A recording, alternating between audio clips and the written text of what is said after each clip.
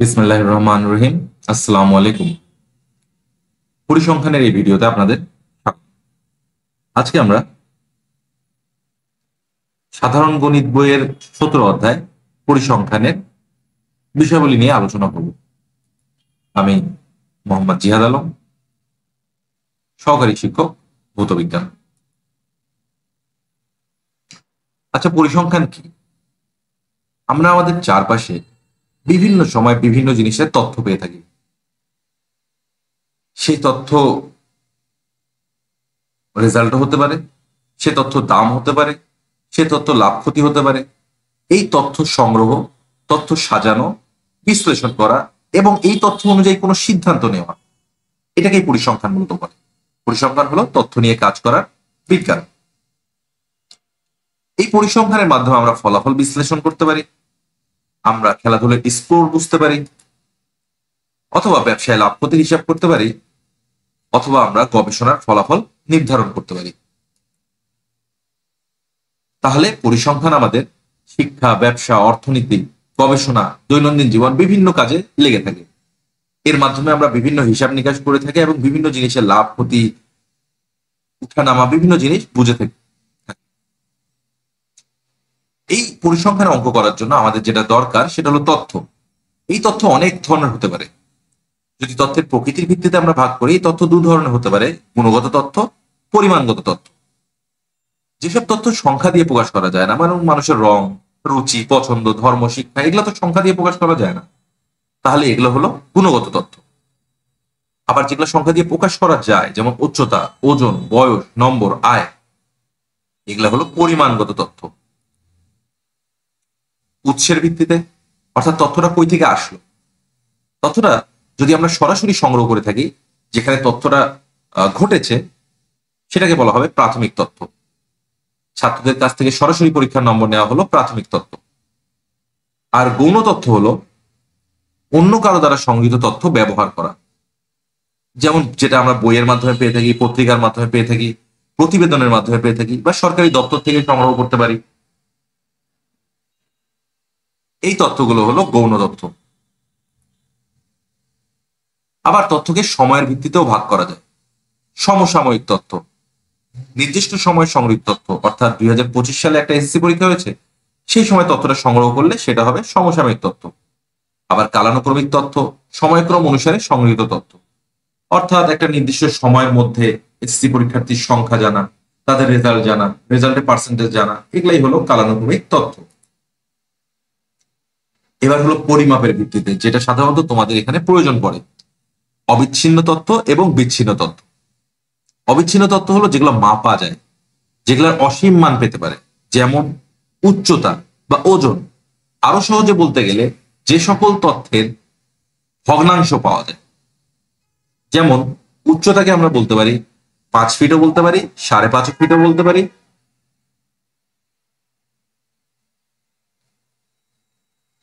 1 fit বলতে পারি, 1.5 fit বলতে পারি। আয়কে আমরা বলতে পারি 1 টাকা, 1.5 টাকা, 100 টাকা, 150 টাকা, 150 টাকা, বিভিন্ন জিনিস, অর্থাৎ ভগ্নাংশ প্রকাশ করা যায় অবিচ্ছিন্ন তথ্য। আর বিচ্ছিন্ন তথ্য হলো যেখানে তথ্যগুলো ভগ্নাংশে প্রকাশ করা যায় না, সবসময় পূর্ণ সংখ্যায় প্রকাশ করতে হয়। যেমন ছাত্রের সংখ্যা, তুমি বলতে পারবা না যে আজকে স্কুলে 33 জন ছাত্র এসেছে, তোমাকে বলতে হবে 30 জন ছাত্র এসেছে। তুমি বলতে পারবে না আমার কাছে 2.5টি বই আছে, বলতে হবে 2টি বই আছে অথবা 3টি বই আছে।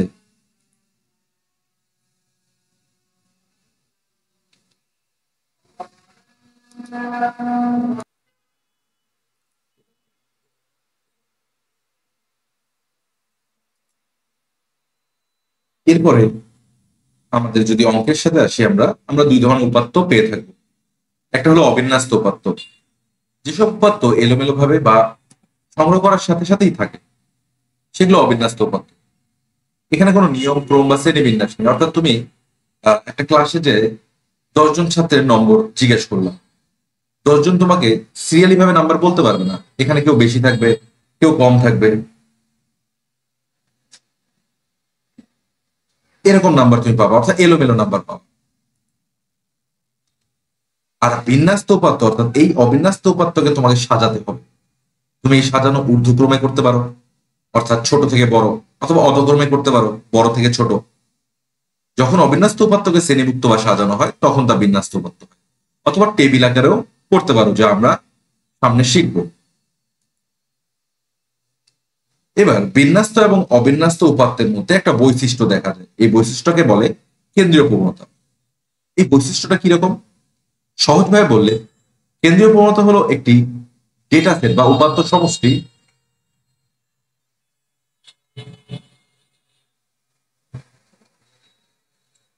মাঝামাঝি মান বা গড় অবস্থা বোঝানো। এটি বড় উপাত্ত সমষ্টিকে একটি মান দিয়ে প্রকাশ করার পদ্ধতি হলো কেন্দ্রীয় প্রবণতা। অর্থাৎ তোমার ক্লাসে অনেকজন তো অনেক ধরনের নাম্বার পেল, এখন তাদের একটা গড় নাম্বার যদি বলতে পারো, তখন তোমার ক্লাসের স্টুডেন্টদের মেধা সম্পর্কে একটা ধারণা করা যায়। এই ধারণা করা এবং সর্বদাই দেখা যায় এই ধারণাটা কেন্দ্রের দিকে প্রভাবিত হয় বা কেন্দ্রীয় মানের দিকে প্রভাবিত হয়।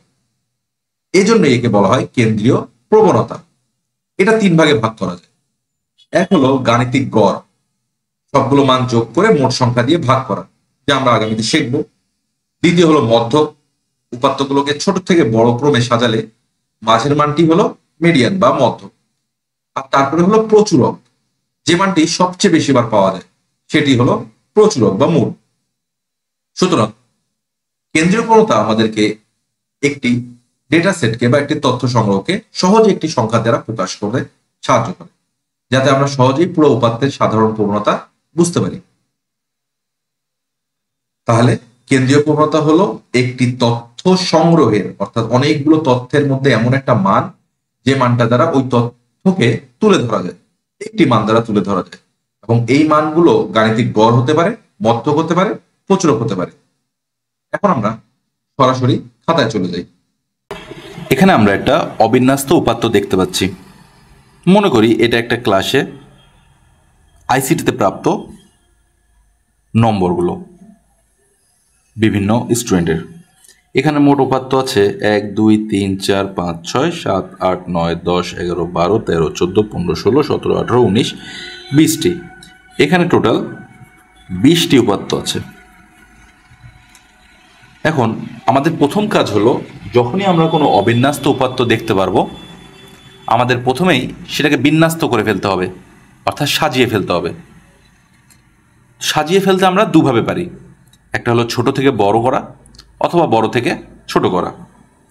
তো আমরা এখানে বিন্যস্ত করি, এবং এই কাজটা আমরা অবশ্যই প্রত্যেক অঙ্কের ক্ষেত্রে যখনই অবিন্যস্ত উপাত্ত পাবো, প্রথম কাজ হবে আমরা সেটাকে বিন্যস্ত করে ফেলবো, অর্থাৎ সাজিয়ে ফেলবো। উপাত্ত 5টাও হতে পারে, 10টাও হতে পারে, 25টাও হতে পারে, 30 40 50টাও হতে পারে, অর্থাৎ যে কোনো মান থাক, সেটা বড় বিষয় নয়। অঙ্কের নিয়মটা হলো বড় বিষয়। অঙ্কের নিয়ম আমাদের সেম থাকবে। আমরা সবসময় অবিন্যস্ত উপাত্তকে বিন্যস্ত আগে করে ফেলবো, তারপরে সেটা নিয়ে যে কোনো কাজ করতে চাবো। বিন্যস্ত কীভাবে করব? ছোট থেকে বড়। প্রথমে আমরা এখানে খুঁজি সবচেয়ে ছোট সংখ্যা কোনটা, দেখা যাচ্ছে 21। তাহলে আমি এখানে 21 নিলাম। এরপরে দেখি 21 কি আর আছে? না, 22 আছে। তারপরে দেখি 22 কি আর আছে? না, 22 নেই। 23 আছে? না, 23 নেই। 24 নেই। ওকে, 43 আছে। 43-এর পর 48, 49, 50। এই হলো আমাদের প্রথম কাজ, আমরা বিন্যস্ত করে ফেলব। এখন আমরা অঙ্কের দিকে যাব, হিসাবের দিকে যাব। অর্থাৎ যখনই আমি কোনো অবিন্যস্ত উপাত্ত পাবো, তখন সাথে সাথে সেটাকে প্রথমে বিন্যস্ত করে ফেলবো, ছোট থেকে বড় করে সাজিয়ে ফেলবো। 1 2 3 4 5 6 7 8 9 10 11 12 13 14 15 16 17 18 19 20টা। অর্থাৎ এন এর মান হলো 20। এন হলো মোট সংখ্যা, মোট উপাত্তর সংখ্যা, মোট গণসংখ্যাও বলা হয়। এটা হলো 20টি। আমরা এখানে পেয়ে গেলাম 20টা উপাত্ত। সাধারণত অঙ্কগুলোতে এখন আমরা অনুশীলনী অঙ্ক শুরু করব, অর্থাৎ যেভাবে আমরা অঙ্কগুলোকে হিসাব করব, একই সাথে অনুশীলনী এবং আলোচনা হবে। তোমাদের কোনো প্রশ্ন থাকলে সে প্রশ্নগুলো কমেন্টে করবে। আমি চেষ্টা করব সেগুলোর সাথে সাথে কমেন্টে উত্তর দেওয়ার, অথবা সেগুলো নিয়ে যদি আরেকটা ভিডিও বানাতে হয় সেটাও করব। তো আমরা এখন অঙ্কে যাই। এখন এখান থেকে আমাদের যে তিনটা জিনিস আমি প্রথমে বললাম, মধ্যক, প্রচুরক, গড়, এই তিনটা জিনিস আমাদেরকে বের করে আনতে হবে। তো প্রথম আমরা শুরু করি প্রচুরক দিয়ে। উপাত্ত থেকে প্রচুরক বের করা খুবই সহজ।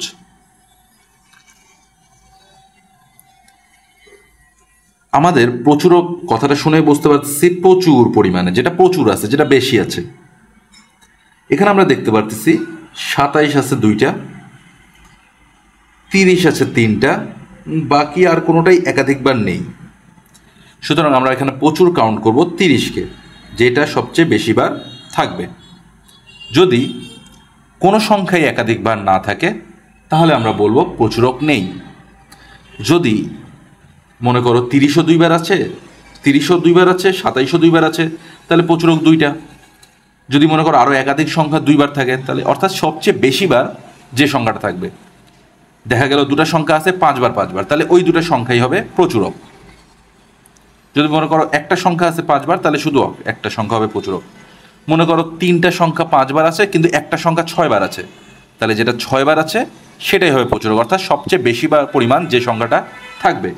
এখানে যেমন 27 2বার আছে কিন্তু 30 3বার আছে, তাহলে প্রচুরক হলো 30। প্রচুরকটা খুবই সোজা উপাত্ত থেকে।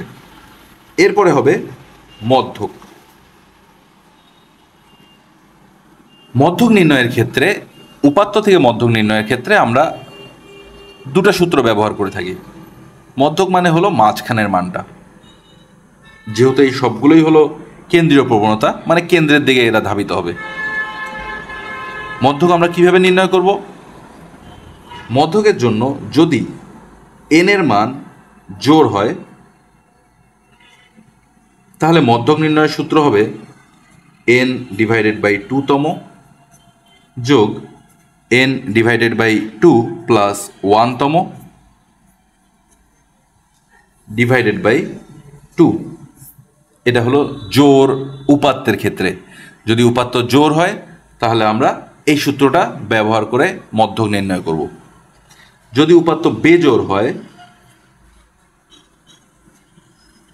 তাহলে সূত্র হবে n+1/2 তম। এতটুকুই, এতটুকু করে আমরা জোড় উপাত্তের ক্ষেত্রে এবং বেজোড় উপাত্তের ক্ষেত্রে মধ্যকের মান নির্ণয় করতে পারবো। যেহেতু আমাদের এই উপাত্তটা জোড়, অর্থাৎ n এর মান হলো 20 এবং 20 একটা জোড় সংখ্যা, তাহলে আমরা এই সূত্রটা ব্যবহার করব। তাহলে আমরা এখানে লিখি n হলো 20 2তম যোগ 20/2 যোগ 1 তম ভাগ 2। 20কে 2 দিয়ে ভাগ করলে হবে 10 তম যোগ 10 যোগ 1 তম ভাগ 2। এরপরে তাহলে 10 তম যোগ 10 আর 1 11 তম ভাগ 2। এখন অনেক সময় দেখা যায় অনেকে এখানেই যোগ করে দেয় 10 আর 11 21কে 2 দিয়ে ভাগ করলে 10.5, তবে এটা সঠিক না। আমি এই 10তম আর 11তম কই পাবো? আমরা যে উপাত্তটা বিন্যস্ত করেছিলাম সেইখানে আমরা গুনবো 1 2 3 4 5 6 7 8 9 10। এই যে 10তম, 10-এর পরে এই যে 11তম, 30 এবং 30 পাইলাম, সেটা আমরা এখানে এখন ব্যবহার করব। 30 যোগ 30 ভাগ 2, তাহলে উত্তর হবে 30। এইটা হবে আমাদের উত্তর। এখন সাপোজ এই উপাত্ততে, মনে করো এই উপাত্ততে আরেকটা সংখ্যা রয়েছে, এইখানে দিলাম 43 মনে করো, ঠিক আছে? তখন এই উপাত্তটার n এর মান কত হয়ে যাবে? 21 হয়ে যাবে আপাততর জন্য। n এর মান 21 মানে এটা জোড় না বেজোড়? বেজোড়। তখন আমরা যে সূত্র ব্যবহার করব বেজোড়ের ক্ষেত্রে, সেটা হলো n+1/2 তম। n এর মান হলো 20 যোগ n এর মান তো এখন 21, 21 যোগ 1/2 তম। 21 আর 1 22, 22কে 2 দিয়ে ভাগ করলে 11 তম। 11 কিন্তু উত্তর না, 11 তম, অর্থাৎ 1 2 3 4 5 6 7 8 9 10 11, এই যে এইটা হলো উত্তর। উত্তর হলো 30। কখন? যখন বেজোড় থাকবে। জোড় থাকলে এইভাবে করব, ঠিক আছে? আমরা বেজোড় দেখানোর জন্য এই এক্সট্রা একটা ঘর নিছিলাম। আশা করি বুঝতে পেরেছ। তাহলে আমরা পরের বিষয়ে যাই। এরপরে কেন্দ্রীয় প্রবণতার তৃতীয় অংশ হলো গড়। গড় আমরা নির্ণয় করব এইভাবে যে সকল উপাত্তের সমষ্টি মোট উপাত্ত সংখ্যা। সকল উপাত্ত সমষ্টি বলতে মোট উপাত্ত সংখ্যা তো আমাদের 20টি, অর্থাৎ আমাদের কাছে যে কয়টি উপাত্ত আছে, আমাদের এইখানে যে কয়টি উপাত্ত আছে এটা আমরা আপাতত বাদ দিলাম, আমরা আগের অঙ্কে ফিরে যাচ্ছি। এই সবগুলো উপাত্ত n হলো 20টি। তাহলে আমরা মোট উপাত্ত সংখ্যা লিখলাম 20। এবার বলছে সকল উপাত্তের সমষ্টি, অর্থাৎ আমাদের কাছে যতগুলো উপাত্ত আছে 21 22 24 25 26 27 27 28 29 30 30 30 32 34 39 41 43 48 49 50, এই 20টি উপাত্তকে যোগ করতে হবে। যোগ করবো, অর্থাৎ 21 যোগ 22 43, এইভাবে করে এক এক করে সবগুলো যোগ করতে হবে। সবগুলো সংখ্যা যোগ করে দেখতে পাচ্ছি উত্তর আসছে 655। এই 655 আমরা কোথায় পেলাম? সকল উপাত্তের সমষ্টি, অর্থাৎ আমাদের কাছে যতগুলো বা 20টা উপাত্ত ছিল সেই 20টা উপাত্ত যোগ করলাম, যোগ করে 20 দিয়ে ভাগ করলাম। 20 কোথায় পেলাম? 20 পেয়েছি হলো মোট উপাত্ত সংখ্যা, অর্থাৎ আমাদের কাছে যে উপাত্তগুলো ছিল সেটার সংখ্যা হলো 20টি। এবার ভাগ করলে আমরা যে উত্তর পাবো 32.75। এই 32.75 হলো আমাদের গড়। এভাবে উপাত্তের মাধ্যমে আমরা খুব সহজে প্রচুরক, মধ্যক এবং গড় বের করতে পারি। তবে অবশ্যই অবশ্যই অবিন্যস্ত উপাত্তকে আগে বিন্যস্ত করে ফেলতে হবে। এরপরের যে বিষয়গুলো হলো সেগুলো হলো সারণীর মাধ্যমে সমাধান। তো সারণীর মাধ্যমে সমাধান করতে হলে আগে আমাকে সারণী বানানো শিখতে হবে। সারণী তৈরি করার আগে আমাদের যে দুটি কাজ করতে হয়, একটি হলো পরিসর নির্ণয়।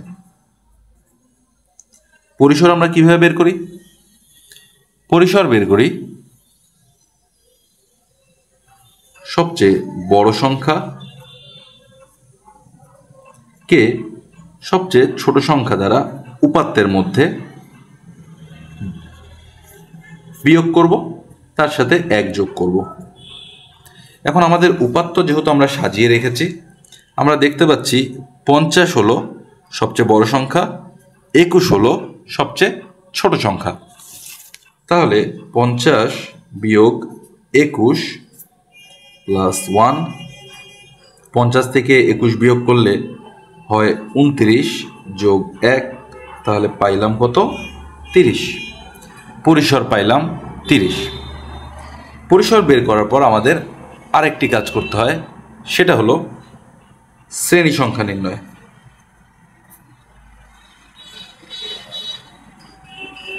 শ্রেণী সংখ্যাকে বলা হয় পরিসর ভাগ শ্রেণীব্যাপ্তি।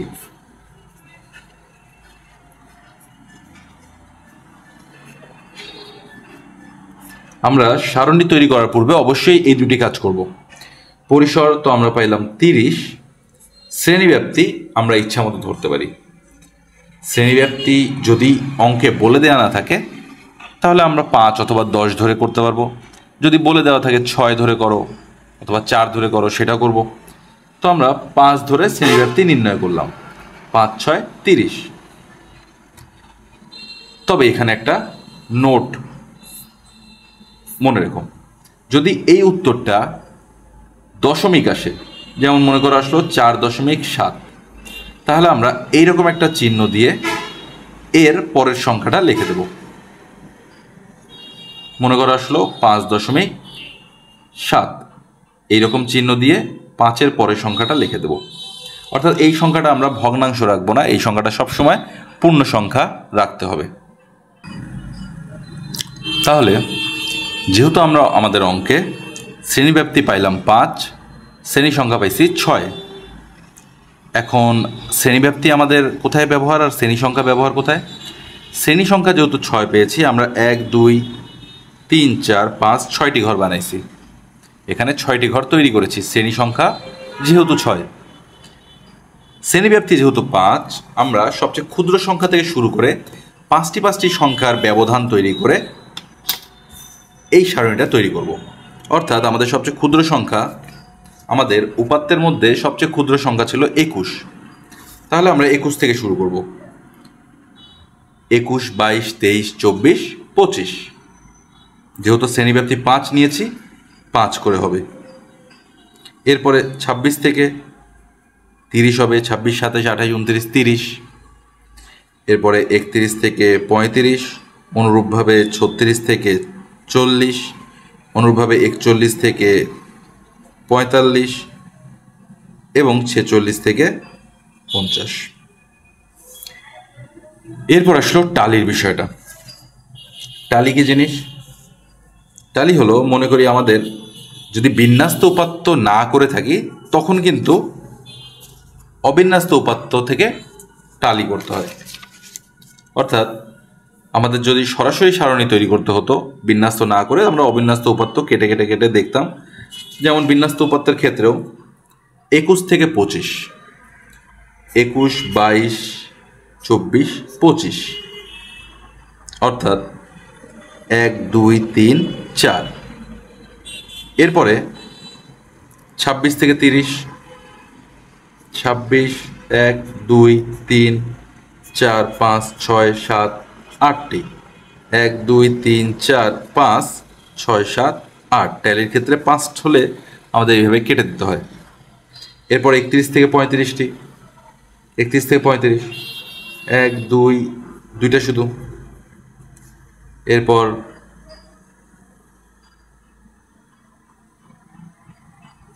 39 থেকে 36 থেকে 40, দেখতে পাচ্ছি শুধু একটা আছে। 41 থেকে 45, 1 2 2টা আছে। এরপরে 48 45 থেকে 50, 1 2 3টি।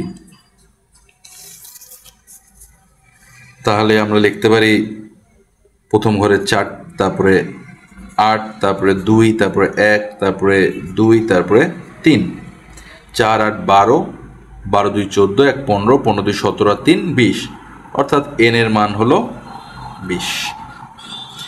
এই আমাদের গণসংখ্যা সারণী তৈরি করা হলো। যদি শুধু গণসংখ্যা সারণী তৈরি করতে বলে তাহলে আমরা এইভাবে গণসংখ্যা সারণী তৈরি করতে পারবো। এরপরে সারণী যদি তৈরি করে দেয়া থাকে অথবা আমাদের সারণী তৈরি করতে হয়, তারপরে কি অঙ্কগুলো আসে? তারপরে ওই কেন্দ্রীয় প্রবণতাগুলোই জানতে চাবে।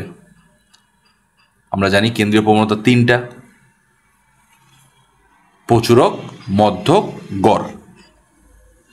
তো প্রথমে আমরা প্রচুরক থেকে শুরু করি। সারণী থেকে মান নির্ণয়ের সময় সূত্র ব্যবহার করে মান নির্ণয় করতে হয়। যেমন প্রচুরকের সূত্র হলো L plus F1 divided by F1 plus F2 into H। এটা হলো প্রচুরকের সূত্র। এর মাধ্যমে বা এই সূত্রে মানগুলো বসায় প্রচুরক নির্ণয় করা হয়। আচ্ছা, এখন এই সূত্রে আমাদের এই বিষয়গুলোর মান বসাতে হবে। মানগুলো কই থেকে পাবো? প্রথমে হলো এল। এল হলো প্রচুরক শ্রেণীর নিম্নমান, অর্থাৎ এই গণসংখ্যার মধ্যে যেটা সবচেয়ে বড় এটা হলো প্রচুরক শ্রেণী। এই শ্রেণীটা হলো প্রচুরক শ্রেণী। এই শ্রেণীর উপাত্তের নিম্নমান হলো কত? 26। এটাই হলো এল এর মান। F1 এর মান সেই প্রচুরক শ্রেণীর গণসংখ্যা থেকে তার পূর্বের গণসংখ্যা বিয়োগ করলে যে মানটা পাবো সেটা হলো F1 এর মান। 8 বিয়োগ 4 4। F2 এর মান প্রচুরক শ্রেণীর গণসংখ্যা হতে পরের গণসংখ্যাটা বিয়োগ করব, 8 থেকে 2 বিয়োগ করলে 6। H এর মান, H হলো এই গ্যাপটা বা শ্রেণী ব্যাপ্তি, 21 থেকে 25 পর্যন্ত, 21, 22, 23, 24, 25, 5টি সংখ্যা আছে, তাহলে এটা হলো 5। এরপরে আমরা এটা হিসাব করব।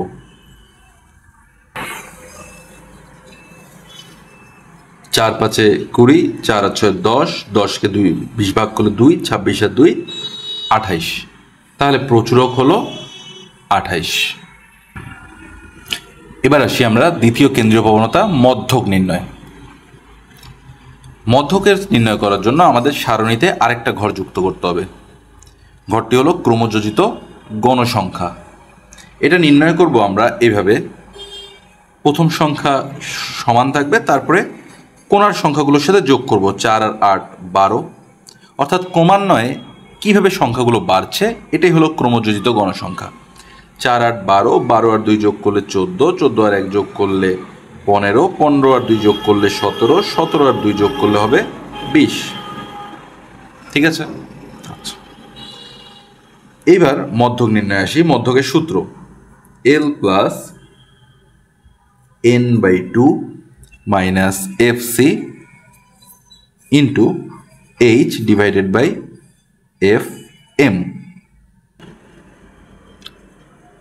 এবার মান বসানোর পালা। আমরা মানগুলো বসাবো কিভাবে? L হলো মধ্যক শ্রেণীর নিম্নমান। L আমরা কিভাবে নির্ণয় করব? আমাদের জানতে হবে n/2 ক্রমযোজিত গণসংখ্যার কোন ঘরে আছে। n/2 অর্থাৎ 20/2 অর্থাৎ 10। এই 10 আমরা দেখতে পাচ্ছি এই পর্যন্ত 4 আছে, এরপরে 5 থেকে 12 পর্যন্ত আছে এই ঘরে, অর্থাৎ এই 10ও আমরা এই ঘরে পাবো। এই ঘরের নিম্নমান হলো এল এর মান 26। দেখা যাচ্ছে প্রচুরকের ক্ষেত্রে এল এর মান এবং মধ্যকের ক্ষেত্রে এল এর মান দুটোই সমান এবং প্রায় সমান হয়। তবে প্রচুরকের ক্ষেত্রে গণসংখ্যার বড় সংখ্যাটা দেখব, মধ্যকের ক্ষেত্রে দেখব হলো গণসংখ্যার অর্ধেক কোন ঘরে আসে। এটা যে প্রায় সমান হতে হবে তা নয়, অনেক সময় আলাদাও হতে পারে। তাই আমরা যেভাবে যে সিদ্ধান্ত নেওয়া দরকার সেইভাবেই সেই সিদ্ধান্তটা নেব। এন এর মান আমরা জানি 10,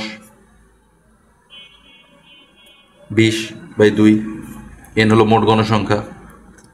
FC এইচ এর মান হলো 21 থেকে 25, 21, 22, 23, 24, 25 অর্থাৎ 5। এখন FM আর FC এই দুইটা ঘর, এই দুইটা ঘর আমরা কিভাবে নির্ণয় করব? যেই ঘরে আমরা মধ্যক শ্রেণী পেলাম, অর্থাৎ এই ঘরটা, ওই ঘরের গণসংখ্যাটাই হলো FM এবং ওই ঘরের পূর্বের ঘরের ক্রমযোজিত গণসংখ্যাটা হবে FC। ওই ঘরের গণসংখ্যাটা হলো FM এবং ওই ঘরের পূর্ব ঘরের গণসংখ্যাটা, ওই আগের ঘরের ক্রমযোজিত গণসংখ্যাটা হবে FC। তাহলে আমরা সবগুলো মান মোটামুটি পেয়ে গেছি। আমরা একটু হিসাব করে নেই। 26 যোগ 10 মাইনাস 4 গুণন 5/8। তাহলে হিসাব করে দেখা গেল 6 5 30কে 8 দিয়ে ভাগ করলে 3.75, যা 26 সাথে যোগ করলে 29.75 এবং এটাই হলো আমাদের কাঙ্ক্ষিত মধ্যক। এবার আসি আমরা গড় নির্ণয়। দু ধরনের গড় নির্ণয় করা হয়ে থাকে, একটা গাণিতিক গড়, একটা সংক্ষিপ্ত পদ্ধতিতে গড়। তো গাণিতিক গড়ের যে সূত্রটা সেটা হলো সামেশন অফ FI গুণন XI ডিভাইডেড বাই N। গাণিতিক গড়ের যে সূত্রটা summation of FI XI divided by N। এখন এই সংখ্যাগুলো কারা? আমরা আমাদের সারণীটা আরেকবার তৈরি করি। আগের সারণীটাই ছিল 21 থেকে 25, 26 থেকে 30, 31 থেকে 35। এই হলো আমাদের সারণী, যেখানে এফআই হলো গণসংখ্যার মানগুলো 4, 8, 2, 1, 2, 3। এক্সআই হলো মধ্যমান। মধ্যমান মানে 21 এবং 25-এর মাঝখানের মান। কিভাবে বের করব? 21, 25 যোগ করে 2 দিয়ে ভাগ করব। 21 এবং 25 যদি যোগ করা হয় তাহলে আমরা পাচ্ছি 20, 20, 40 আর 6 46। 46কে 2 দিয়ে ভাগ করলে হবে 23। অনুরূপভাবে 26 আর 30 যদি যোগ করি তাহলে আমরা পাবো 56। 56কে 2 দিয়ে ভাগ করলে 28। 31, 35 একইভাবে 33, 38, 43, 48। এই হলো আমাদের এক্স আই এর মান, এটা হলো আমাদের এফ আই এর মান। অর্থাৎ এগুলো হলো গণসংখ্যা এফ দিয়ে যেটা প্রকাশ করছে, এগুলো হলো মধ্যমান এক্স আই দিয়ে প্রকাশ করছে। এবার কি করছে দেখা যাচ্ছে, সূত্রের মধ্যে গণসংখ্যা এবং মধ্যমান গুণ করে দিচ্ছে। আমরাও গণসংখ্যা এবং মধ্যমান গুণ করে একটা ঘর তৈরি করব। গুণ করি। 4 3 12, 2 হাতে 1, 4 2 8 আর 1 9। এই আমাদের গুণগুলো হয়ে গেল। গণসংখ্যা এবং মধ্যমান গুণ, গণসংখ্যা এবং মধ্যমান, গণসংখ্যা মধ্যমান, এগুলো আমরা গুণ করে অ্যান্সারগুলো বের করলাম। এরপরে কি বলছে? এরপরে বলেছে এই যে সামেশন চিহ্ন, এর মানে হলো সবগুলোর সমষ্টি। অর্থাৎ এই সবগুলোর সমষ্টি করতে হবে। এই সবগুলো অর্থাৎ এফআই এক্সআই এর গুণফলের সামেশন, অর্থাৎ এফআই এক্সআই এর গুণফলগুলোর সমষ্টি করে আমরা উত্তর পাইলাম 650। এখন আমি বসায় দিই এখানে 650। এন এর মান হলো মোট গণসংখ্যা 20। তাহলে আমরা উত্তর পাচ্ছি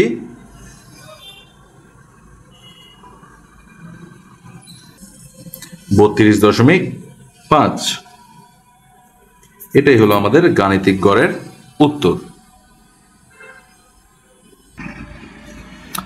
এইবার আমরা এই অধ্যায়ের শেষ নিয়মের অঙ্কটা করব, সংক্ষিপ্ত পদ্ধতিতে গড় নির্ণয়।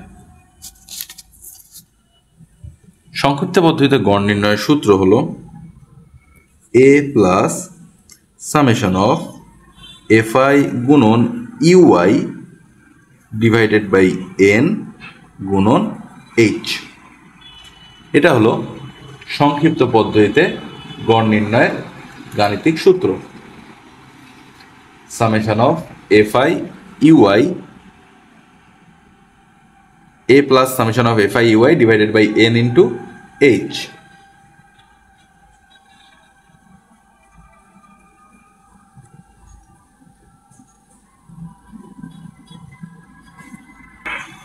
এখন আমরা দেখব কিভাবে আমরা এই সকল মান বের করতে পারি বা এগুলোর মান বের করতে পারি। প্রথমে এ কে বলা হয় কাল্পনিক মধ্যমান। অর্থাৎ আমরা পূর্বে সারণীতে যে মধ্যমানগুলো নির্ণয় করেছি তার মধ্যে যে কোনো একটাকে আমরা এ ধরে ফেলব। যে কোনো একটাকে, মনে করি এটাকেই আমরা এ কল্পনা করি, তাহলে ওটাকে এ কল্পনা করলে ওটা এর জায়গায় লিখলাম। এন এর মান আমরা জানি 20, এইচ এর মান আমরা জানি 5, এফআই এর মানগুলো এই যে এখানে, এই ঘরটা হলো এফআই এর ঘর, এখানে এফআই এর মানগুলো দেয়া আছে। এখন দরকার ইউআই কে বলা হয় ধাপ বিচ্যুতি। অর্থাৎ আমরা ইউআই এর জন্য আরেকটি ঘর তৈরি করি, ধাপ বিচ্যুতি ইউআই। ধাপ বিচ্যুতি নির্ণয় করে কিভাবে সেটা আমি এই অঙ্কের পরে জানাবো। আপাতত অঙ্ক করার জন্য আমরা সহজ একটা পদ্ধতি দেখে রাখি, তারপরে আমরা ধাপ বিচ্যুতি নির্ণয় করা শিখব।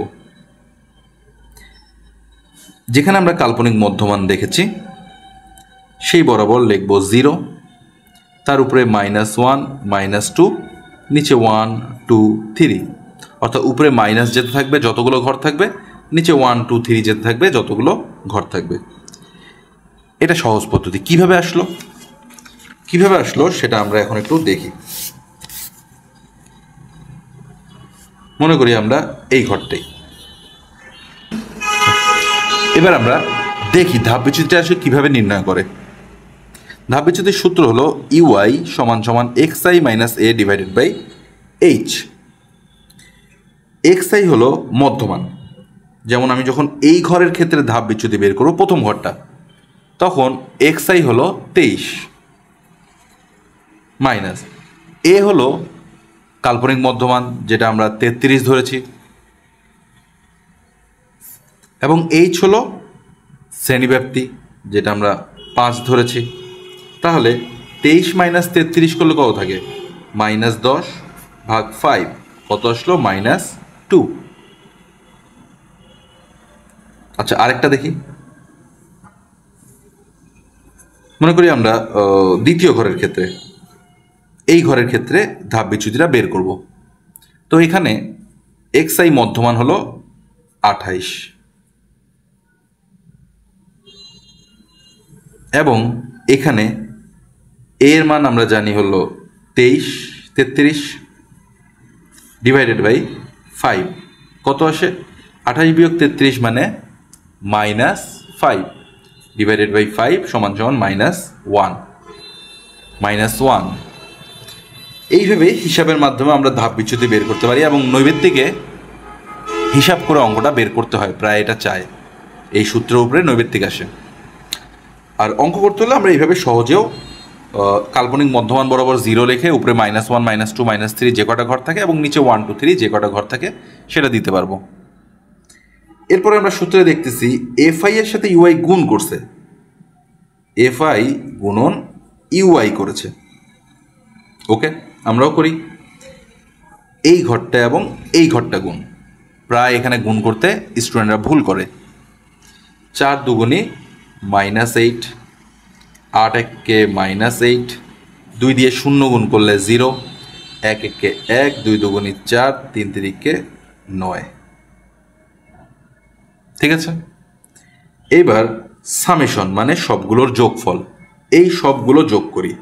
9 4 13, 1 14, 14 থেকে 8 8 -16 বিয়োগ করলে হবে -2। তাহলে এর যোগফল আসলো -2। আমরা -2 এখানে বসিয়ে দিতে পারবো। এখন হিসাব করি। 33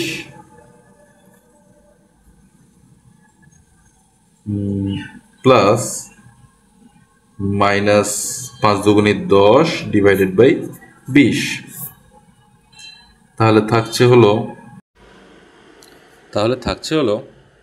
33 বিয়োগ হাফ, অর্থাৎ 33 বিয়োগ 0.5 অর্থাৎ 32.5। এই হলো সংক্ষিপ্ত পদ্ধতিতে গড়।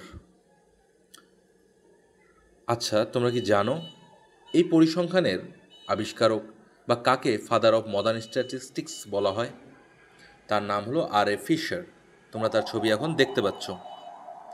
এরকমই আরও অনেক তথ্য, সাথে লেখচিত্র ও অন্যান্য সমস্যাগুলো সিকিউ/এমসিকিউ সমাধান নিয়ে আমরা পরের ভিডিওতে আবার দেখা করব। সবাই ভালো থাকবে, সুস্থ থাকবে। ধন্যবাদ সবাইকে।